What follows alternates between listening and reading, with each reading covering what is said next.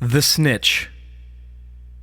American politics has always been a blood sport, but the 1970s have taken the perceived games of politics to a new level. Scandal and upheaval are at an all-time high. The Watergate scandal has awakened the American public's collective mind to the evils performed by the American government's sworn servants. Americans have always thought their government officials were good at their core, but the actions of the Nixon administration made the public think, what else was out there? Many in the news business were caught flat-footed with this scandal. Journalists were always thought of as the fourth branch of government. The media was non-existent during much of Watergate.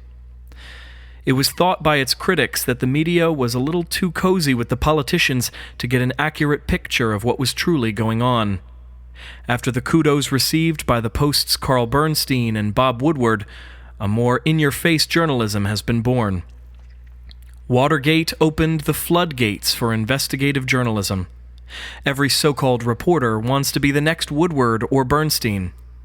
Washington is fraught with rumors of additional scandals that weren't uncovered during the Nixon takedown.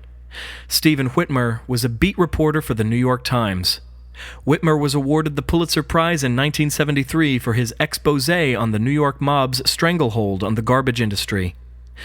There were a rash of waste management company owners who were killed or gravely injured. The spotlight Whitmer shined forced New York City and New York State to pay attention to their awarded garbage contracts. The exposé led to the prosecution of several low-level mafia soldiers. The regional attention started to raise the national profile of the prized writer.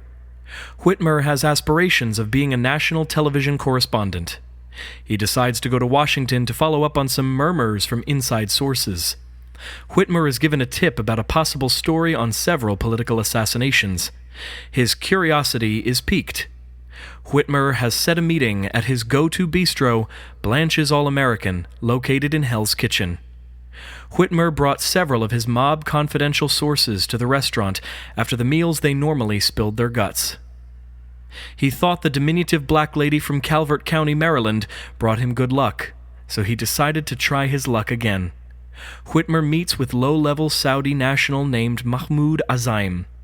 Azaim moved to Washington after graduating from Columbia University to take a job at the Saudi consulate.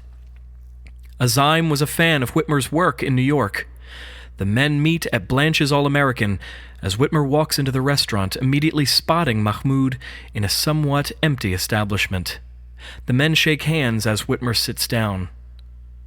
"How are you?" asks Whitmer. "I am good," responds Mahmoud. Whitmer looks at a menu. "What's good here?" asks Whitmer. "The beer," replies Mahmoud. "Easy enough," agrees Whitmer as he puts away the menu. Mahmoud slides Whitmer an envelope across the table. Whitmer opens the envelope and takes the papers out. Whitmer's eyes open wide. "Are you shitting me? Where the hell did you get this?"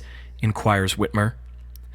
"The Saudi government has been sitting on this information for years, but the story needs to get out," discloses Mahmoud.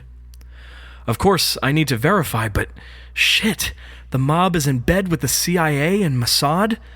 I'm going to get another fucking Pulitzer Award behind this one," hints a gleeful Whitmer.